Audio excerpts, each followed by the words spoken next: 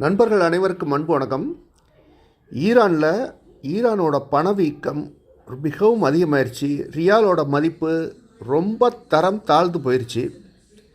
இந்த நிலைமையில் ஈரானோட உச்சபட்ச தலைவர் அலி கமேனிக்கு எதிராக பெரும் போராட்டம் நடந்துக்கிட்டு இருக்கு. அவர் பதவி விலகணும்னு பழைய ஈரான் மன்னரோட மகன் ரிசாப் வாஷிங்டனில் வசித்து வர்றாரு. அவர்கிட்ட ஆட்சியை ஒப்படைக்கணும் அப்படின்னு சொல்லி ஈரானில் பெரும் போராட்டம் நடந்துக்கிட்டு இருக்கு. இதில் உச்சபட்ச தலைவர் கமேனி அவர்கள் போராட்டக்காரர்களை தூக்கில் போடுவேன் அப்படின்னு சொல்லி அறிவிச்சிருக்காரு. அதுக்கும் எந்த பயனும் இல்லை. போராட்டம் தொடர்ந்து நடந்துக்கிட்டு இருக்கு. இதே நிலைமை நீடித்தா ஈரானில் வாழ்கிறதே கஷ்டம் அப்படின்னு அங்கே இருக்கிற மக்கள்லாம் ஒரு முடிவு எடுத்திருக்காங்க.